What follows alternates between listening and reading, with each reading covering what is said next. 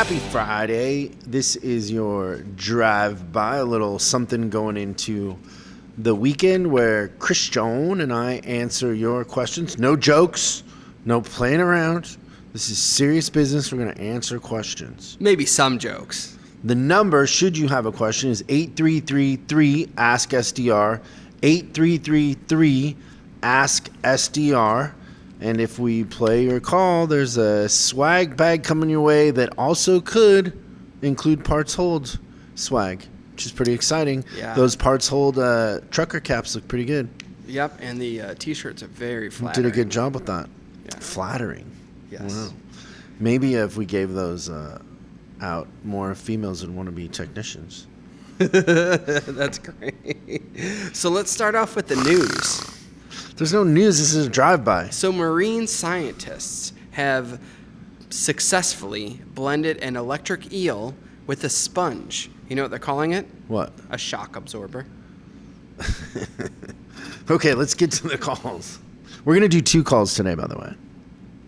Called a couple of months ago regarding a motivation issue that I had with taking Adderall, etc. Since then, it's been 2.5 months. I've taken a lot of inspiration from Chris. I've started a new routine where I'm going to sleep at 9 in the morning, waking up at 3:30. I've been reading books that you guys are recommending, and I'm happy to say, going to the gym. I'm happy to say that it's been 2.5 months without taking one single stimulant, and man, my body feels 1,000 times better. You guys are awesome, man. You guys have no idea how much you guys inspired me and other managers in our group, and I appreciate you guys very much, man. I do have one question. As a service lane manager, 99% of the shop looks to me to solve issues and in guidance, right? Because I love service. I love helping people. And because of that, I excel in it. My service director, on the other hand, he's great. He's amazing. But when it comes to teaching, when it comes to training, when it comes to motivation, he's more of a get this shit done right away. Whereas I'm more like, what's going on? Talk to me. Is there something going on internally? What can I do to make you better? How can I approach my service director? That's very sweet of Willie. Yeah. That's very sweet. That's great, Willie. I was really, I thought about you a lot after that call, so I appreciate the follow-up to kind of let us know. But, man, you're such a sweet guy. So I have a kind of an answer to this, and Christian has an answer to it. And I think, because of your just kind of your understanding and your willingness to kind of self-reflect and wanting to get better, the answers are going to be a little more specific and kind of right on the nose, but it's because I think that's, at the end of the day, kind of what you want. And I can't say enough, like, how much it means to us that, we've made any difference, because that's what, that's what's driving us. So hearing that means a lot. So go ahead, Christian. Your idea is pretty good. Yeah, so the thing that I would want to do is especially if you have a good relationship already with your service director and you have a lot of respect for that person in that role, is I would say that if the interpersonal communication between him and the team members is not his strength, he might be more aware of it than you think, and it's probably not his favorite thing to do. So I always think that when you have a strong leader that's really good at a couple of things, I want them to do those couple of things. And with you, and I'm not surprised when you say that the shop really likes you, because you seem extremely likable in a couple of phone calls that I've heard. I really like you, so it's not a stretch to think that you're probably a team favorite. So what I would do is I would proactively approach my service director and say, hey, when it comes to, and I would probably preface it by saying, I want to be a service director one day like you are, and part of that I understand is I got to be able to manage a team. So would it be okay with you if I take over essentially all of the interpersonal communication between the shop and in the drive and all the departments, and you just kind of let me know what you want, and I'll go out and I'll get that done. And then I think that there's so much stuff that they'll appreciate hearing from you versus from someone coming down and just saying, hey, get this done because I said so. You'll catch more bees with honey at the end of the day. So I would voluntarily offer to take it over because I think at the end of the day, you'll get better results. So that was my advice for what I would do in this situation. Then I would, and this is a deeper answer, but I think you'll understand and appreciate it is, so your service director is the way he is for a couple reasons. So one is he grew up probably in a time where that was the approach. And most of what we do is mimicking what we had done to us, right? So if you worked for a boss that treated you that way, more than likely that's going to be your management style. It's very rare that somebody deviates from the structure that they grew up in, right? So if you grew up with a very disciplinary type father, you're probably going to be disciplined. It's just how it is. And so if you had bosses that did things a certain way, then you're going to mimic that in a sense.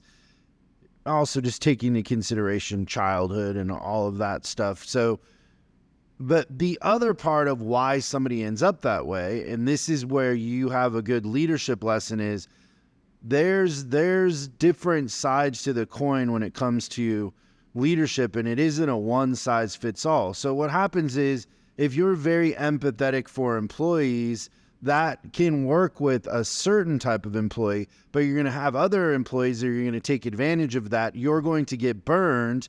And then what happens a lot of times is then people overreact and they start being a little more cut and dry and a lot less empathetic because they gave their, they were treating people the way they wanted to be treated, and then it didn't work out. They got burned. And so then in a sense, you overreact and you go the other way. So don't lose the lesson here that you might want to end up somewhere in the end to be really effective as a leader. You might want to end up somewhere between where you are now and where your director is now. Somewhere in the middle is probably where you end up, because as you go through this, you're going to invest a lot in people that at the end of the day didn't care, didn't want it. You wanted it more than they did. And that's just a part of, growing as a manager and learning. We all go through it and it happens, but I would just tell you, don't throw the baby out with the bathwater and think it's one or the other. There's a way to kind of be in the middle. I remember Sosha, the Angels skipper, one time came in and did a management meeting for me. This is right after they won the World Series, the Anaheim Angels. And he said, some players need a pat on the butt and some need a slap in the teeth. Yeah. And he goes, and the secret is to know who's who. That's like great advice. Which is which. And so as a leader, you can't assume that everybody's like you. Some people don't want to be successful no matter what you do. Some people are just doing a job because they need to do a job, not because they care about customers or care about the company or care about you. And no matter what you do, you're not going to be able to change that. So just keep that in mind, that you're as you progress and you move up, there's a reason why a lot of people a lot of directors are that old school, and it's because they threw the baby out with the bathwater. But in the middle probably is the answer, right? It's like we all probably have a friend from high school that got their heart broken and then they never loved again. I had an uncle that he was single his entire life because somebody broke his heart when he was in his early 20s, and he never loved again. You don't want to set yourself up for that either. So just be careful. And we'll send you a set of the books. Let's remember to do that. So if you don't have the books, we'll send you a set of the books. We really appreciate it. Keep us posted how it's going. We want to hear, and whether if you don't want us to play the call on the show, we won't, but we would love to know what's going on with you, and hopefully someday we get to hang out. And then let's go one more question. I did have a question for you guys. I was just wondering, what is the best way to convince upper management to sign up for your guys' services? What is the best case that we could build, and how could we go about selling the idea? Kurtis is great. So Kurtis, we love the question, and there's probably the first part of this answer is we're a little different in the sense that what we believe to be a healthy service department is the customer experience, so customers that are coming back, retention, and a profitable department. What most service managers are going after is gross profit, not net profit. There's a difference. So they're trying to put as much gross as they can on the books, but not really understanding what the net profit is. So to come into our coaching group, we get on a strategy session and we go through your numbers and your department. Everybody's different. Your problems are different. Your location, your brand, everything creates kind of a unique opportunity. And we look at what you have going on, and then we give you some ideas. And then from then we decide if we're a match. Sometimes we don't think you're a match, and sometimes you might not think you're a match. But there's a lot of value in doing a strategy session and getting some ideas for your business the way that it sits now. And that's something we do completely complimentary, just to make as many friends as we can. We always say, like, we're not for everybody, but we want to have as many friends as we can. So if you were going to pitch it, the thing I would say is, hey, they do this complimentary strategy session. They'll look at our business and they'll give us some ideas, and that's all you have to do. And then we can, do a strategy session and kind of decide from there. But no matter what, you're going to walk away with some ideas and some value. So that's how I would present it in a sense. And you'll learn a lot on the strategy session. That's pretty good. Thanks for the question. And thanks, Willie, and everybody listening. We hope you have a great weekend, and we'll see you next time on Service Drive Revolution. Thanks for watching this week's Drive-By.